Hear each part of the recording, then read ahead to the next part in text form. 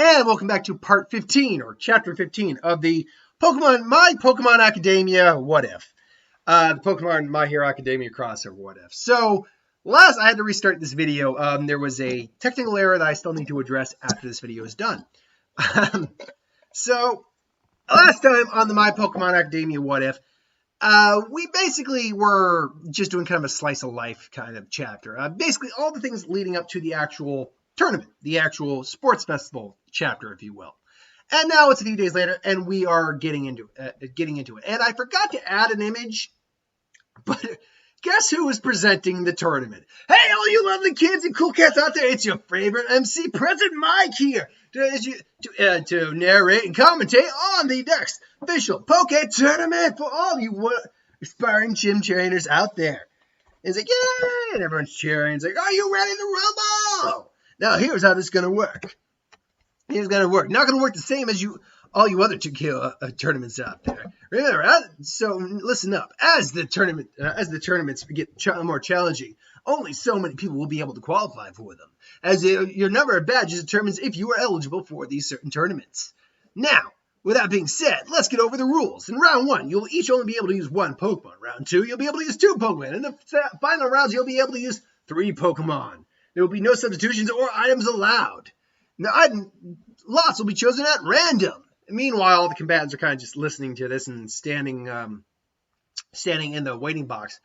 He remembers his talk with Shinso. It's like, hey, you sure you don't want to participate? It's like, nah, I feel like I want to sit this one out. Something about these tournaments and the attention. It's not really my style that much. Also we gave him, a kiss for good luck and all that.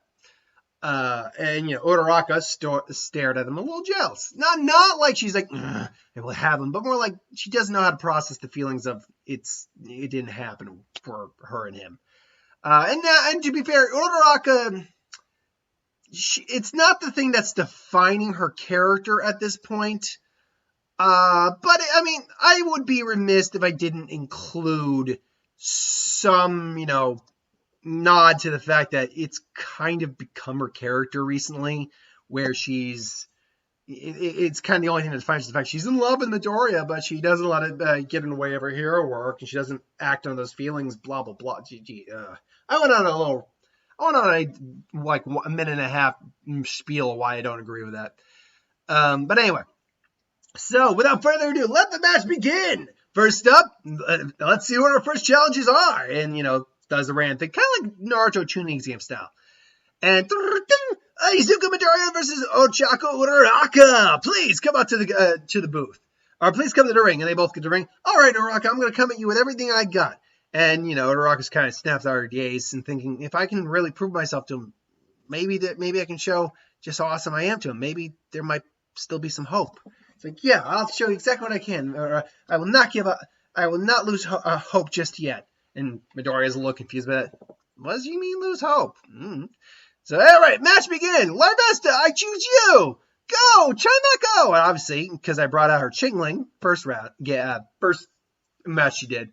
Obviously, it evolved now. And the match begins. Larvesta comes out with a flame charge. His speed increased, charges at Chimecho. Now, obviously, in the games, these moves actually have like 100% accuracy, things along those lines. In the real world, in the anime world, that's not the case. It's these even 100% accuracy moves, except for a couple of them, can be dodged. So that's what happens. Chimecho's able to float above it and use Yawn. Lands on Larvesta. Midoriya realizes he doesn't have very long, so he uses another flame charge.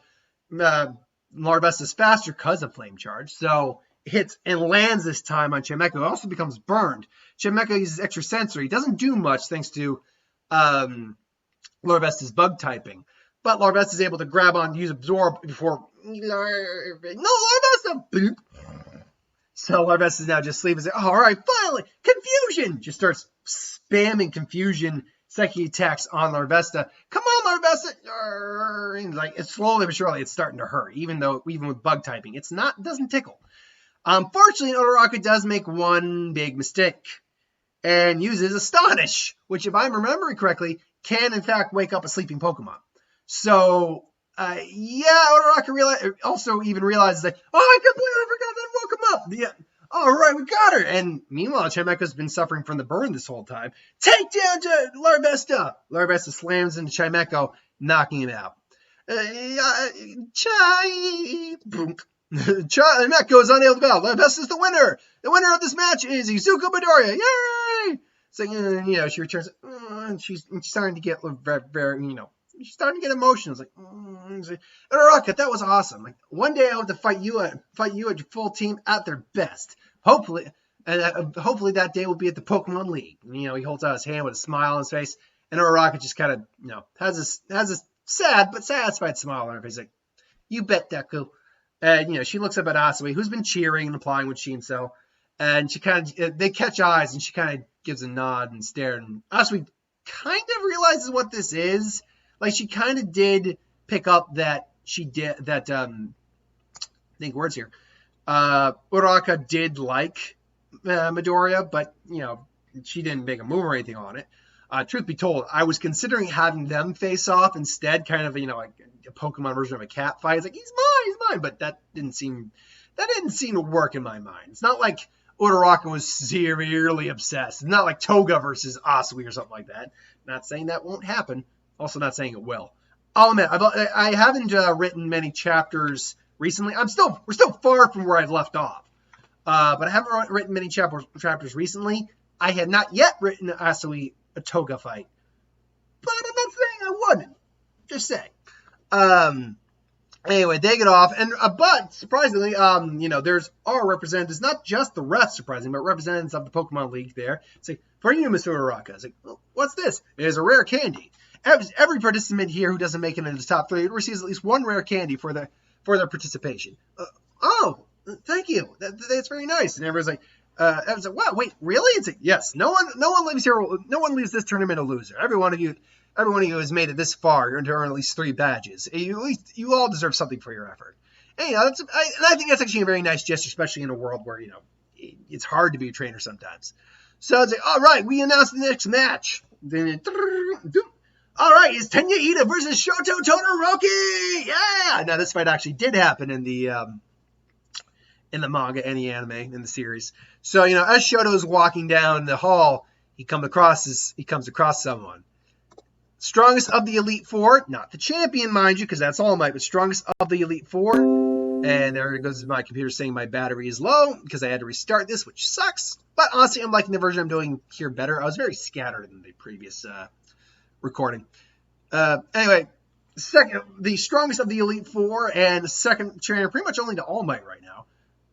To Endeavor Todoroki, who is repeatedly challenged All Might 2 fights, Pokemon battles, and always lost. The fact that he specializes in fire Pokemon, not diversifying his team, probably has a thing to do with it. And Shoto's just walking by him. What do you want? How long are you going to keep up this child's act of rebellion, Shoto? If you combine your fire and your ice types together, you'd have an unstoppable team. You'd have all the coverage you need.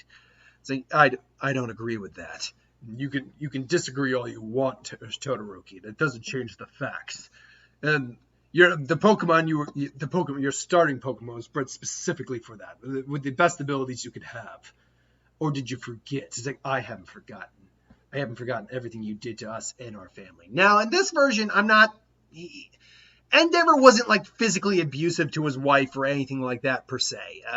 He didn't like force Quirk anything like, that kind of implies he might have raped his wife. Wow, geez. Not really. Yeah, thinking on that, it's just kind of gets ewier when you can talk about Endeavor and all the shit he did.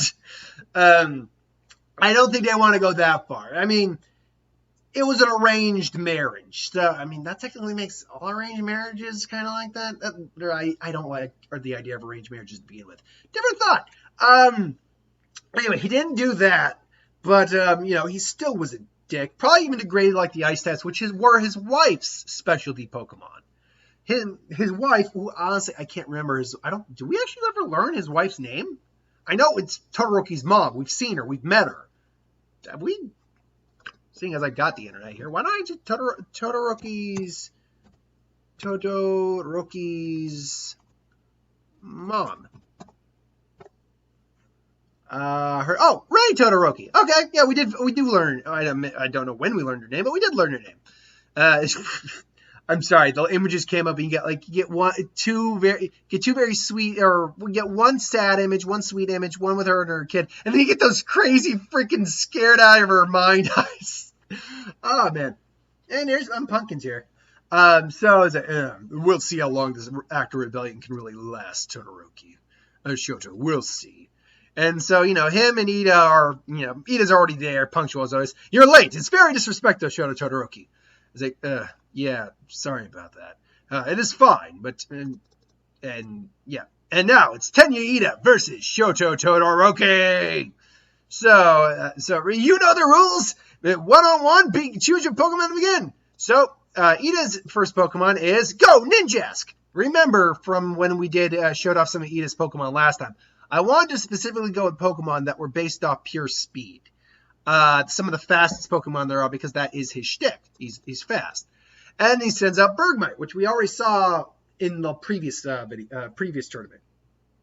So the match begins!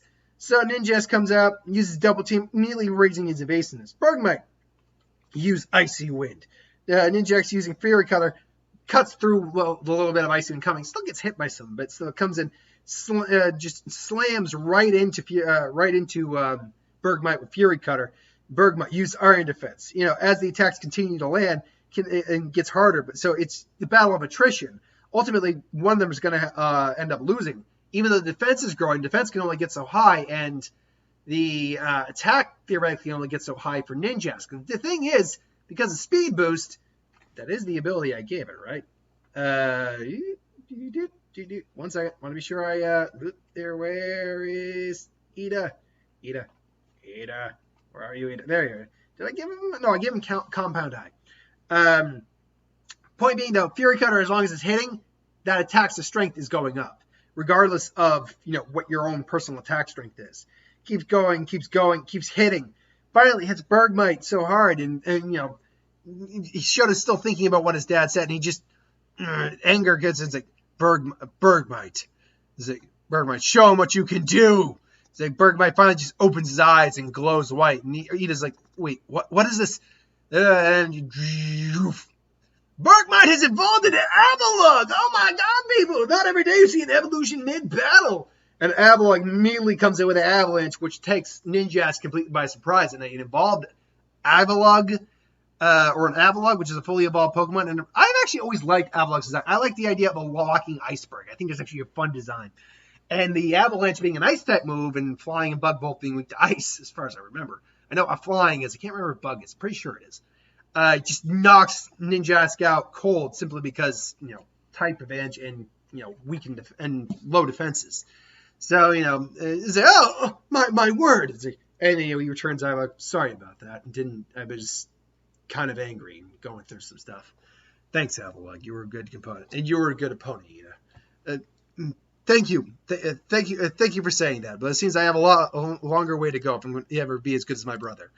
And meanwhile, Shoto's, walking away, and Midoriya and Bakugo are both looking at this guy like, ooh, this is the guy I'm going to have to beat. And Midoriya, particularly because he's facing him next. And Bakugo's even now looking at Midoriya like, we'll see how good, that guy's going to be a good test to see how strong you've really gotten, Deku. We'll see just how strong you both are. Then that'll show you what true strength really is.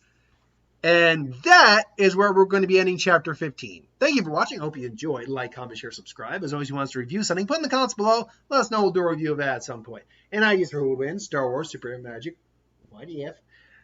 Who would win, Magic, anything I do on the channel, put that in the comments below. Let me know. I'll do a video of it at some point. And hit that bell if you want notifications. So thanks for watching. Hope you enjoyed, and I'll see you Sunday. Later.